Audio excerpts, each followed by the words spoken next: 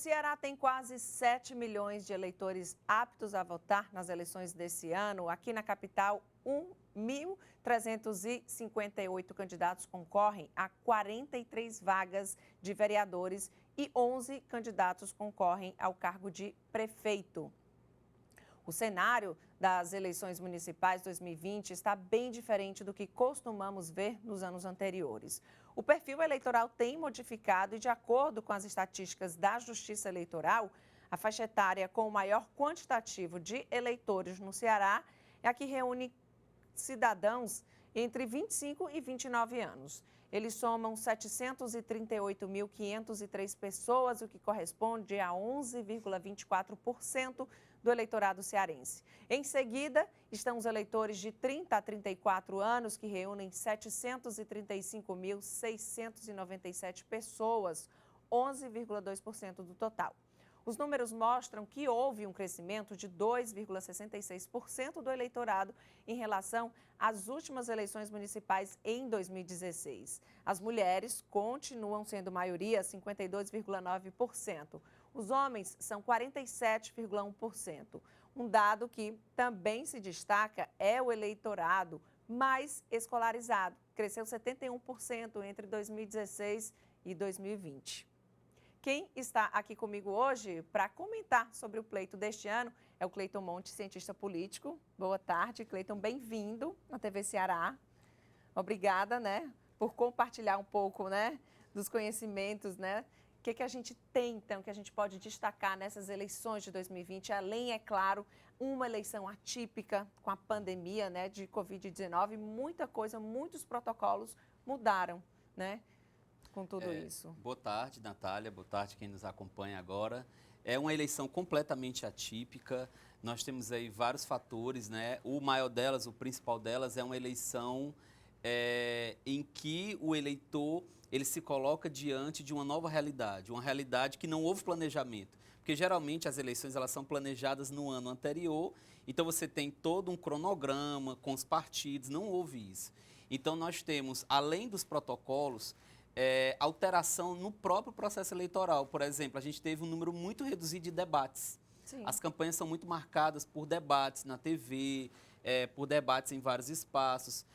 Devido à questão de não poder ter aglomeração, então a gente acabou tendo menos debate eleitoral, que é negativo para o processo de escolha. O debate acabava sendo um momento em que os candidatos debatiam e apresentavam também mais claramente Isso. suas... Com certeza. Suas propostas. E além do processo, além da questão do debate, nós tivemos agora, principalmente até agora com o primeiro turno, uma campanha mais fria, no sentido de que os atos de campanha eles foram reduzidos, principalmente agora nessa última semana com essa norma do TRE que proibiu panfletagem, que proibiu carreata, então de certa forma isso deu um ar menos apaixonado das pessoas nas ruas. Se você andar pelas cidades, você vê um número menos expressivo de adesivos, de carros, de material de campanha. Muita gente se pegou perguntando, e será que vai ter eleição? Será que não vai ter, Com certeza tem gente que... E vai ter eleição? Isso, exatamente.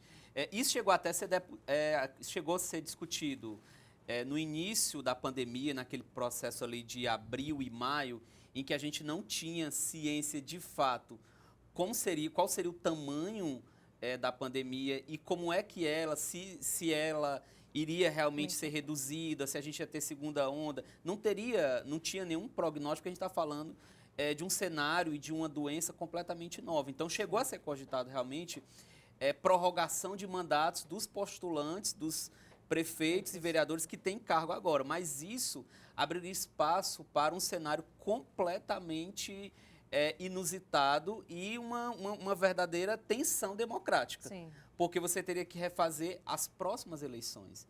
Então, a Justiça Eleitoral, em comum acordo com os partidos, com os candidatos e conversando também com a sociedade civil, achou por bem manter as eleições do primeiro turno e no segundo turno. A exceção é Macapá, por causa da questão lá da energia, por segurança, mas decidiu manter. Mas a projeção que a gente tem em termos de eleição, e a gente vai ver quando a gente tiver os resultados, é que a gente vai ter um número de abstenções recorde. Então, assim, você vai ter muita gente, Natália, que não vai votar. Isso é compreensível, porque você tem uma margem muito grande de pessoas no grupo de risco. No grupo de risco e até mesmo como uma própria recomendação, né, sanitária mesmo de saúde, qualquer sintoma que você tenha, né, qualquer coisa já não fique em casa, já não corra o risco, não saia. Sim. E o processo está mais facilitado até para justificar, porque você pode hoje pelo aplicativo, por vários canais da Justiça Eleitoral, você pode justificar o voto. Isso, de certa forma, acaba facilitando para que a pessoa ela não tenha que se deslocar até a sua sessão eleitoral. E isso, de certa forma, facilita esse processo de entrar em uma relação direta com o voto, né? Mas a gente vai ter, provavelmente, um índice muito elevado de abstenções, que já era esperado, como eu disse, porque a gente tem um número elevado de idosos, de pessoas com comorbidades. Então, isso já era esperado, inclusive, pela Justiça Eleitoral. Cleiton, falando aí sobre as novas regras eleitorais, né? Esse ano proíbe, então, as coligações, é isso? Isso. Como é que se portaram os partidos em relação a isso? Essa é a grande novidade dessas eleições. As eleições no Brasil, elas são interessantíssimas porque a cada pleito muda muita coisa, né? Os analistas internacionais, eles têm muita dificuldade de analisar a campanha no Brasil, porque você não tem uma regularidade de normas. Sim. A cada eleição você tem novas normas e novos cenários.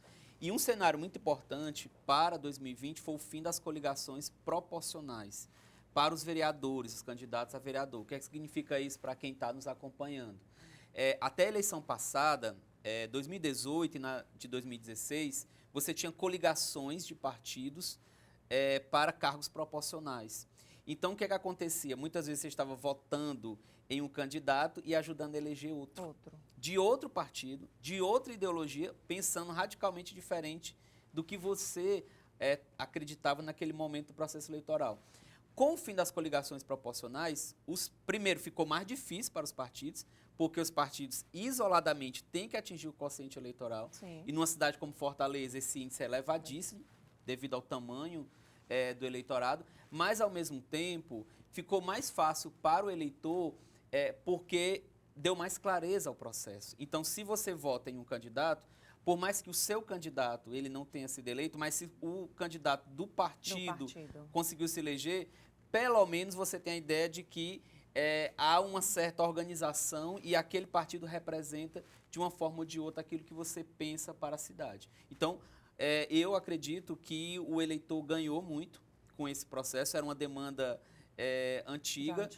Os partidos tiveram tempo para se preparar, isso já fazia parte da mini-reforma eleitoral desde 2015, né? Então eles tiveram tempo para se organizar com relação a isso e buscar realmente uma relação mais direta com a sociedade, né? Demandar diretamente com a sociedade, atender às lutas, buscar novas lideranças, que é esse um grande problema que a gente tem na democracia, Natália. A gente não tem renovação de lideranças.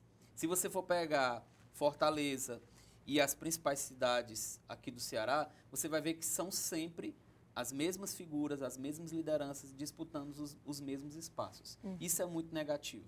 Você acredita que isso como é que a gente diz, é uma tendência ou As pessoas hoje em dia, eu vejo muito isso, elas estão mais participativas, digamos assim, dentro de um quadro político. Antigamente, pouco você sentava e discutia política. Hoje não, hoje todo mundo discute política, né? Isso. A política já está mais envolvida. Isso pode ir mudando com o passar do tempo? Existe essa tendência assim, de acabar com isso e as pessoas quererem participar mais, não só discutir, mas também estarem ali? É verdade, você tem um processo de maior participação das pessoas. Isso veio ocorrendo no Brasil, principalmente com a crise política de 2013, 2014. É um outro tipo de participação, é uma participação muito voltada para as redes sociais. Então, assim, é difícil você reunir as pessoas em uma assembleia de um condomínio. É muito difícil. Mas coloque ali. Mas você coloca, por exemplo, uma pauta numa rede social, rapidamente aqui dali tem milhares de curtições e compartilhamentos. Então, é uma outra forma de participação que realmente demonstra que as pessoas estão mais antenadas, as pessoas estão mais, buscam mais informações.